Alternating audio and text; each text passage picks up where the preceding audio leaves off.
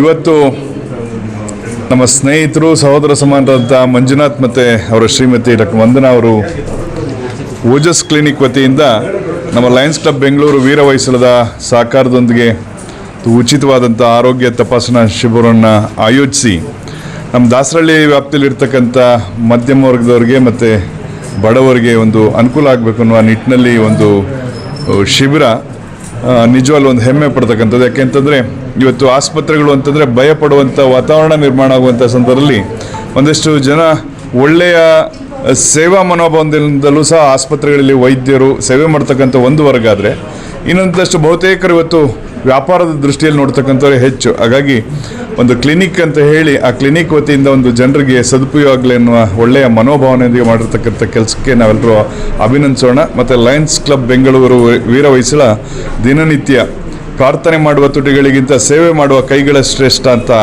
Lions ಸಂಸ್ಥೆ ದಿನನಿತ್ಯ ಒಂದಲ್ಲ ಒಂದು ಸಾಮಾಜಿಕ ಕಳಕಳಿಯ ಸೇವಾ ಚಟುವಟಿಕೆಗಳಲ್ಲಿ ತನ್ನನ್ನು ತಾನು ತೊಡಗಿಸ್ಕೊಂಡಿರ್ತಕ್ಕಂಥದ್ದು. ನೂರಾರು ದೇಶಗಳಲ್ಲಿ ಇವತ್ತು ಹಳ್ಳಿಯವರೆಗೂ ಮುಟ್ಟುವಂಥ ಸೇವಾ ಮನೋಭಾವದ ಚಟುವಟಿಕೆಗಳನ್ನು ನಿರಂತರವಾಗಿ ಮಾಡ್ತಾ ಬಂದಿದೆ. ನೂರಾರು ವರ್ಷಗಳಾದರೂ ಸಹ ಲಯನ್ಸ್ ಸಂಸ್ಥೆ ಇನ್ನೂ ಜೀವಂತವಾಗಿದೆ.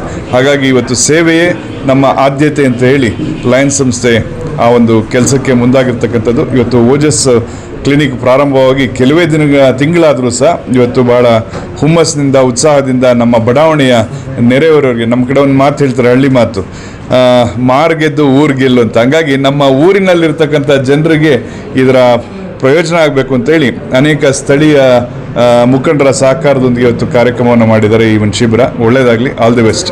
Thank you sir.